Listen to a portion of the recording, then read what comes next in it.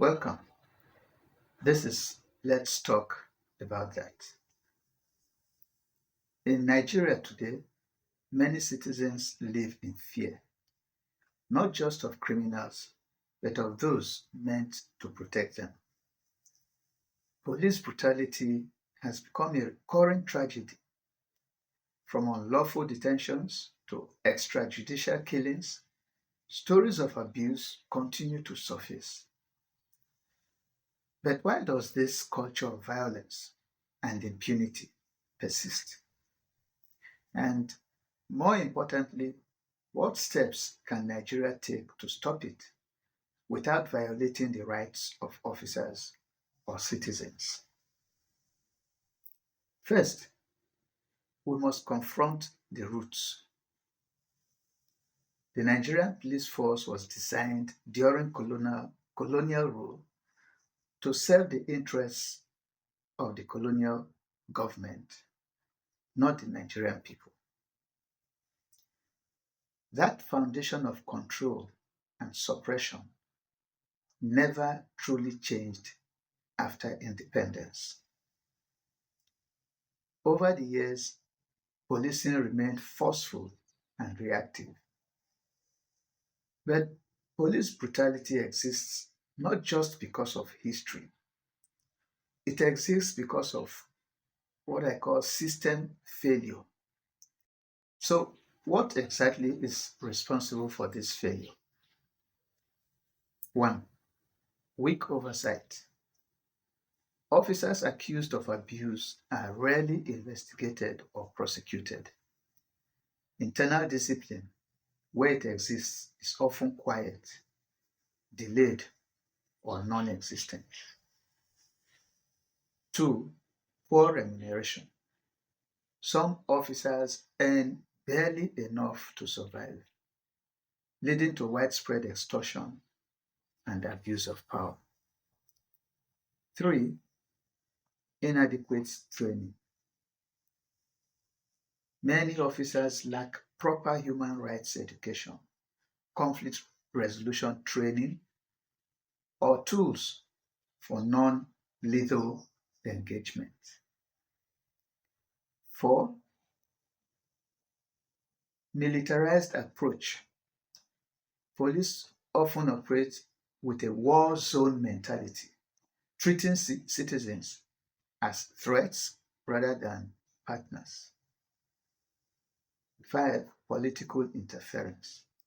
There are credible concerns that political actors sometimes use police units for personal agendas. This undermines professionalism and independence. We must acknowledge not all police officers are brutal. Many serve with courage and restraint. But the silence of the institution in the face of abuse speaks volume. So, how do we move from outrage to reform while remaining within the boundaries of the law and national security? One, we need full legal reform of the Police Act. Laws must clearly define unacceptable conduct, enforce human rights protections, and provide systems for external accountability.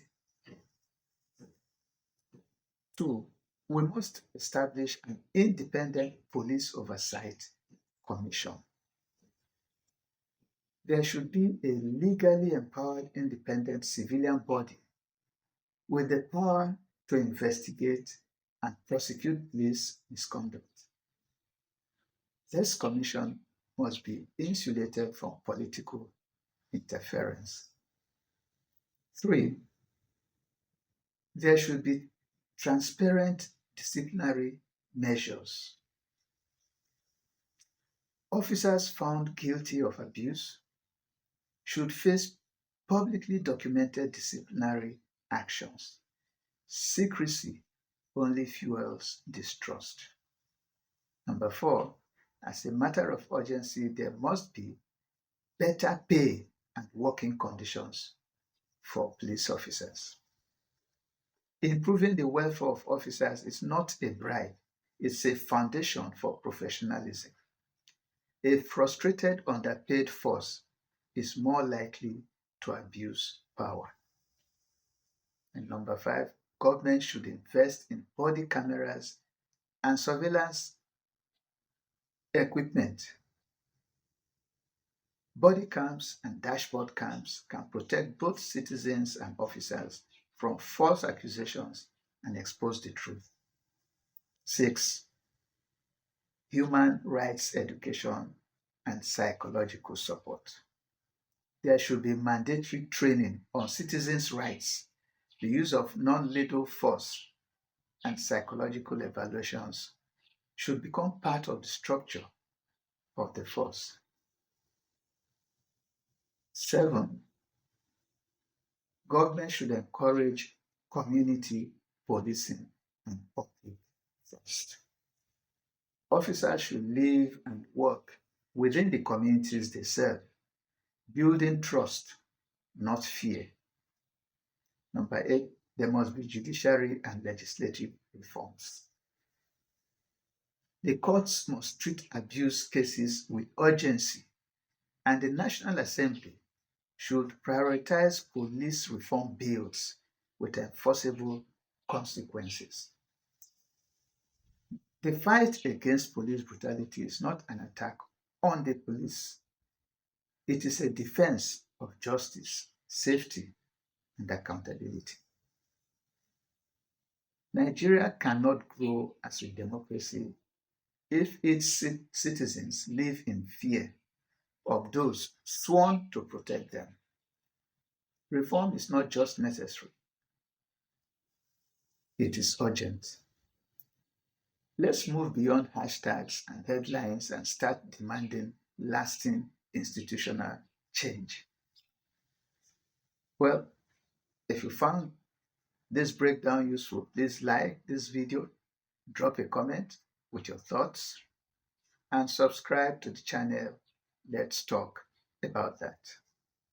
Together, we can raise our voices and maybe, just maybe, turn pressure into progress.